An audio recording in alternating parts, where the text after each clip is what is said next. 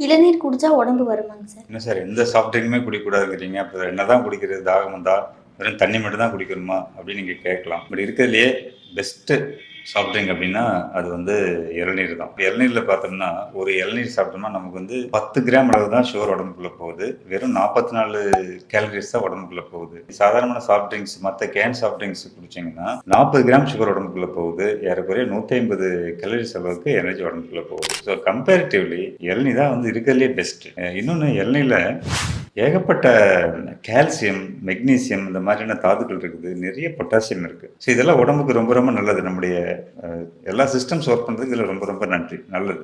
நம்முடைய எல்லா சிஸ்டத்தோட ஒர்க்குக்கும் இந்த மினரல்ஸும், இந்த எலக்ட்ரோலைட்ஸும் ரொம்ப ரொம்ப இம்பார்ட்டன்ட். யார் இளநீ குடிக்கக்கூடாது அப்படின்னா, கிட்னி ஃபெயிலியர் இருக்கிற பேஷண்ட்ஸ் தான் இந்த இளநீ குடிக்கிறத அவாய்ட் பண்ணணுமே தவிர, மத்த எல்லாருமே இளநீ குடிக்கலாம். டயபெட்டிக் பேஷண்ட் கூட இளநீ குடிக்கலாம். அது ரொம்ப ரொம்ப நல்லது. ஹெல்த்துக்கும் நல்லது. விவசாயிகளுக்கும் அது ரொம்ப ரொம்ப நல்லது.